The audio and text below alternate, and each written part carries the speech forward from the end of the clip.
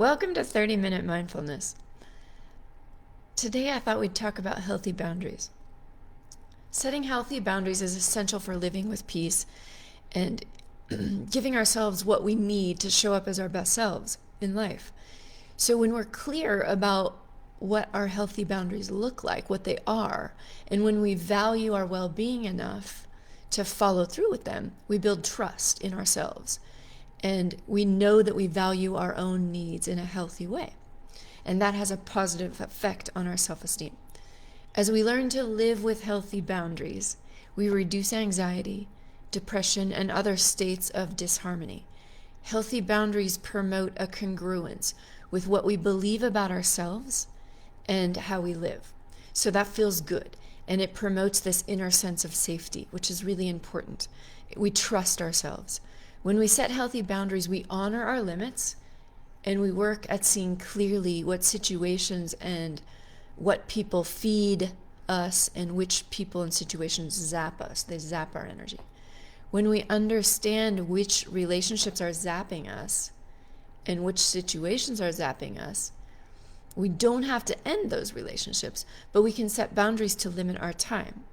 Some of the time it is the healthiest thing to end certain relationships, but not always. So for example, when I notice that I feel totally exhausted every time I have lunch with one of my coworkers to the point where it affects my work day, the rest of the day, I don't have the mental energy to keep on doing this, but I also don't want to end the relationship with her. So a boundary that might work could look something like, I'm willing to sit with her for 20 or 30 minutes over coffee. That's doable. But I'm not willing to have lunch with her. That's too much time and energy, and then it definitely derails the rest of my day. I often hear that setting boundaries seems harsh or even mean. It may sound difficult some of the time. And it is. It's something new. We're negotiating new territory. But many of us get caught by the disease of giving too much. And we get caught by needing praise or accolades from certain relationships. So we're willing to give up some of what we need. We're willing to give in. We get more gruff from those relationships. And the payoff is we get that praise or whatever it is. So the consideration is, when does the price become too high? When am I giving up too much of myself for this to be worth it? Or when do I need to look at that praise that I'm seeking? When does that become unhealthy? So those are questions we can unravel over time. But just 4 things to remember when it comes to setting healthy boundaries. The first one is self-awareness. We can't set healthy boundaries if we're unsure of what matters to us. We need to learn what's important, what we value. It's essential to spend time nurturing the relationship we have with ourselves, like feeding our soul in some way. So it might be journaling, meditation, doing things like this, taking a walk without the goal of getting somewhere, gardening, reading, painting, photography. There's many passion projects that you could jump into that give a deeper sense of self. It's becoming familiar with your own beliefs, emotions, feelings, and ideas. The better you know yourself, the easier it will be to make choices that protect your well-being. Number 2, take responsibility for your self-care and knowing where your limits are. So this means that become aware of what fills your tank. If you can't prioritize filling your tank, you're going to run out of gas. And you can't show up as your best self with an empty tank or even a half a tank. If you have the propensity to give up what you need to please others, then look at that. Why is it more important for you to please other people than to take care of yourself? What do you get out of that? Is there somehow, do you get power out of being the one who gives help? By setting your own boundaries, you're telling others how you want and expect to be treated. In other words, you're setting limits about who can come into your space and what you expect of others once they're there, how you want to be spoken to, touched, and treated psychologically and emotionally. Healthy boundaries keep you safe, and that's what brings peace to our lives. And number 3, you're not responsible for the feelings and actions and beliefs of others. You're also not responsible for the way they react to the boundaries you set. Now, as human beings, it is our responsibility to communicate to the best of our ability in a direct, clear, and kind way. It is important to value not causing harm to others, and it is also very important to not cause harm to ourselves by giving up what we need to please others. So discomfort and resentment are usually indicators that we're not protecting our boundaries in some way. Fear, guilt, self-doubt, and other thoughts like that will definitely arise when we work on setting healthy boundaries. We might fear the other person's response if we set or enforce our boundaries. We might feel guilty for speaking up for our own needs by saying no. It might give us a sense that we're not a good daughter or son or husband or wife or partner or friend or neighbor or whatever. If someone needs help and it's too much for you right now, it's okay to say, hey, it doesn't work for me to come help today. I'll check in with you when things lighten up for me on Thursday. Maybe it will still be helpful for me to show up then. And number 4, finally, boundaries are not declared. They're acted on. I don't declare that I'm no longer going to go to lunch with my coworker because I feel taxed and out of sorts when I spend that much time with her. When she asks me to go to lunch, I simply say, lunch doesn't work for me. How does coffee sound? My action sets my boundary.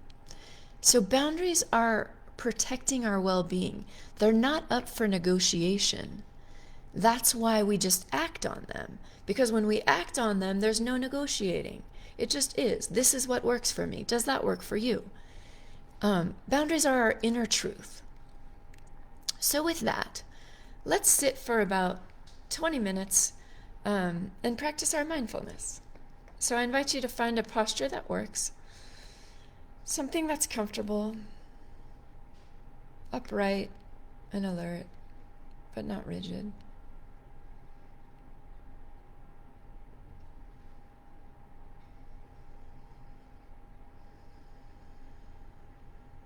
And just take a couple deep breaths to touch in with that anchor, to center your presence right here.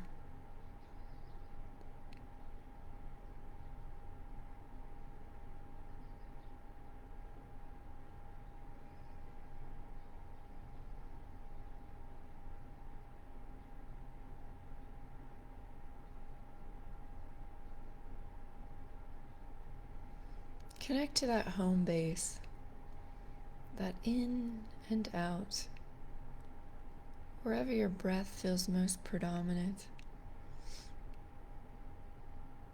Just connect to that. Watch it in and watch it go out.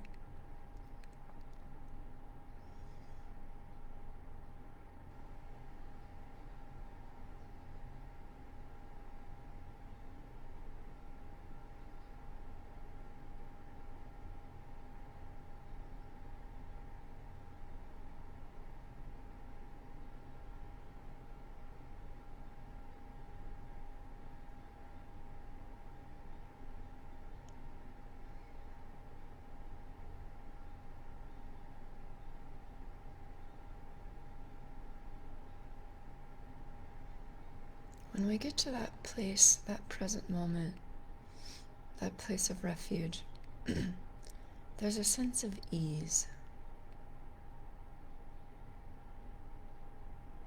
And if thoughts arise, that's okay. Remember, that's what minds do.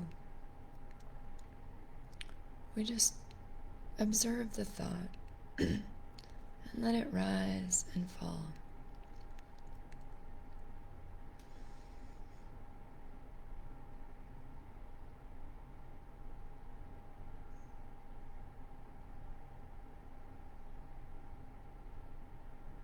We don't have to jump into the story. We don't have to buy into the emotions. We can just observe them and let them go.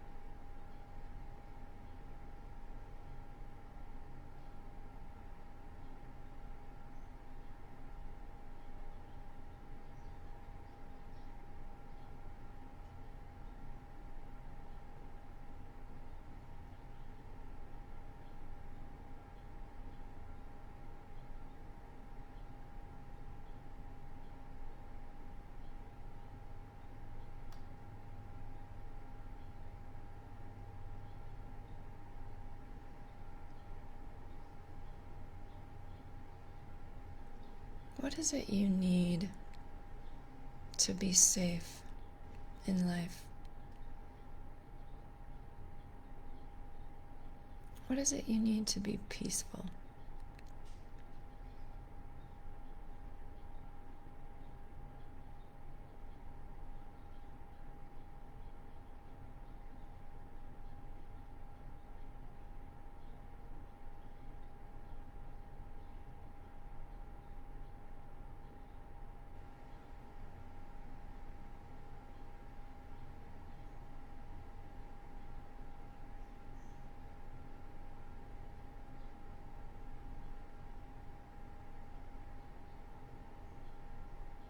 Are there any situations or relationships where you feel like you give too much?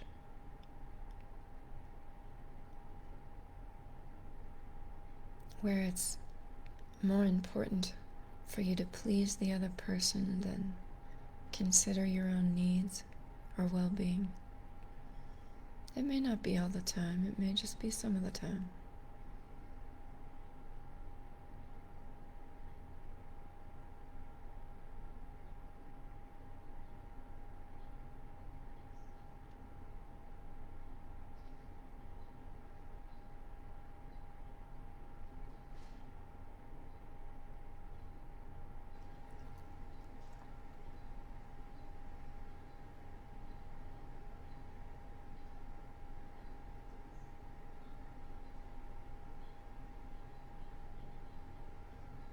Now, what does it feel like when you hold that sense of giving too much?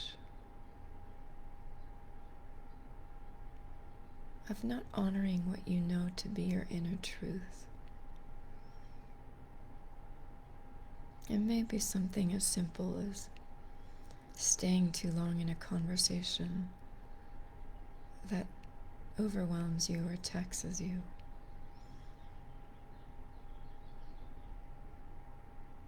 Or it may be something as severe as being in a relationship with someone who's abusive or difficult in many ways.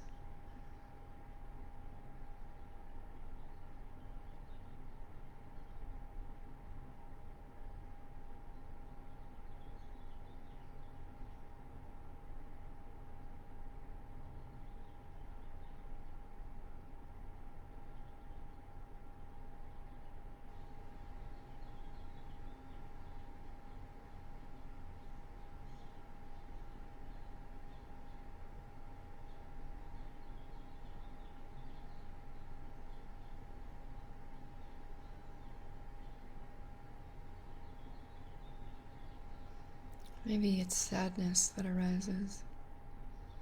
Maybe it's frustration. Maybe it's anger at ourselves for allowing certain situations or people into our lives.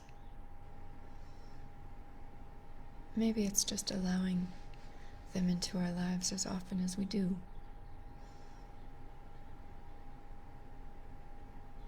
But whatever arises, just notice that and let it be without pushing or pulling or trying to change or fix or justify. Just, oh, look at that. I'm feeling really sad. I feel a sense of betrayal.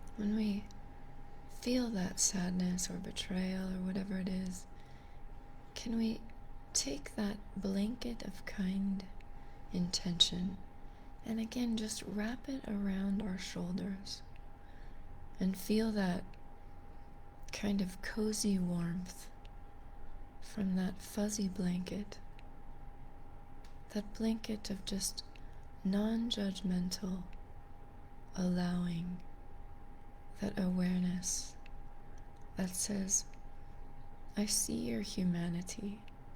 I see how this could be difficult. And just allow that to be.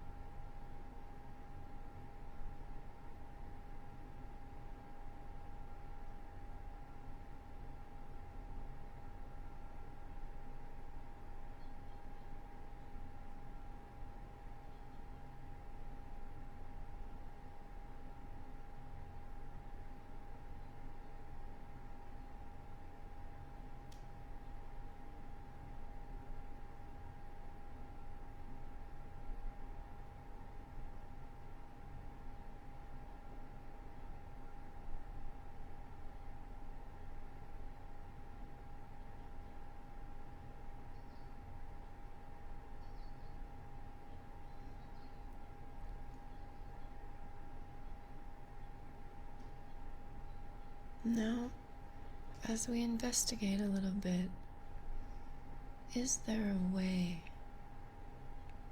that we can honor ourselves just a little bit more? Is there a way that we can hold true to our inner constitution? Maybe there's one thing you can do today to forward that, to work towards congruence between what you believe is true about who you are and how you act. What's one thing you could do today?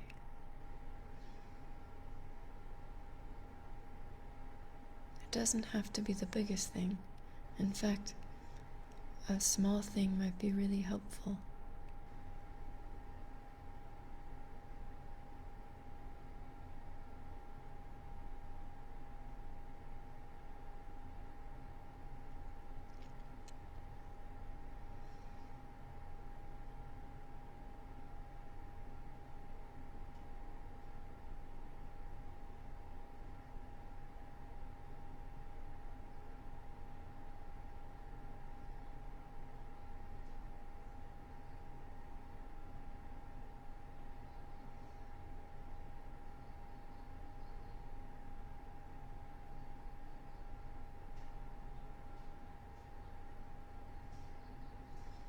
When we renegotiate our boundaries to protect our well-being, it is uncomfortable because we're doing it different.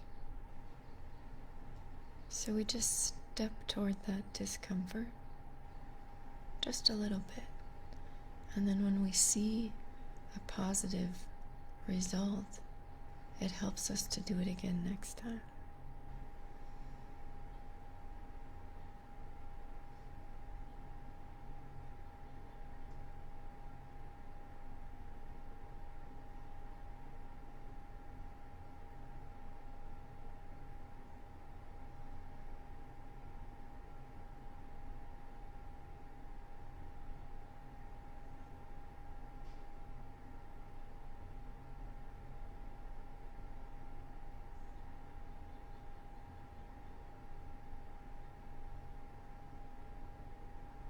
as we investigate further,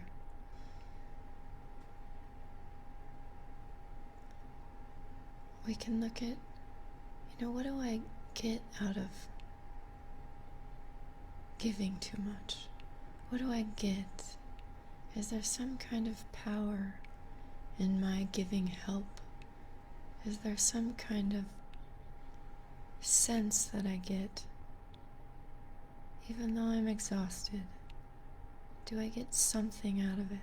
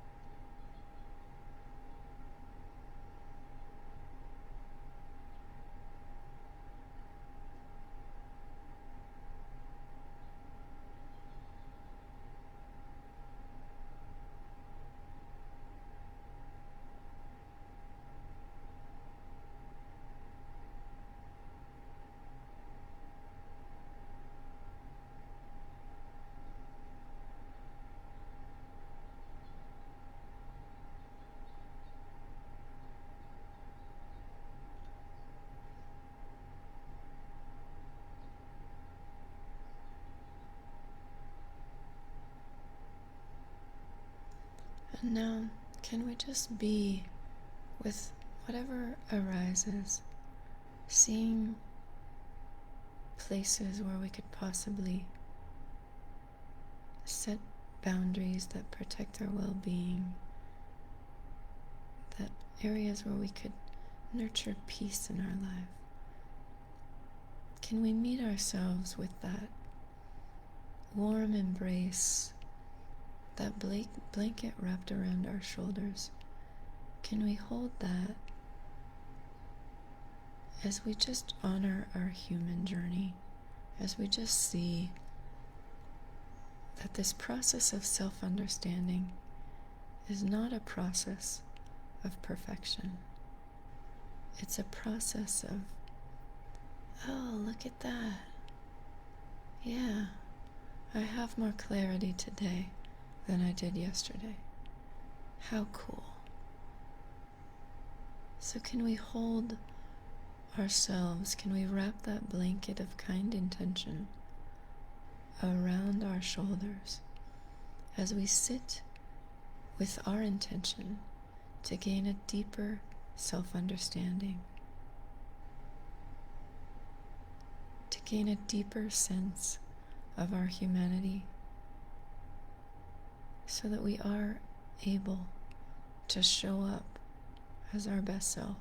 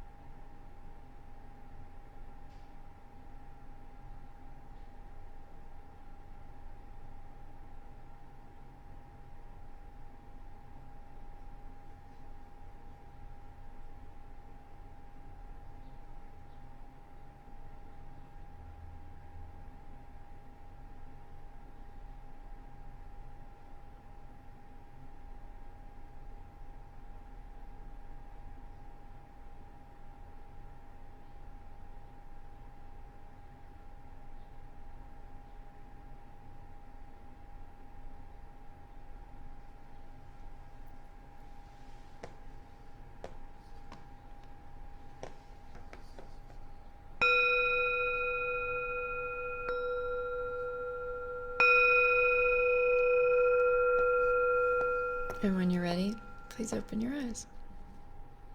Thanks for being here today. Have a great day. I'll see you tomorrow.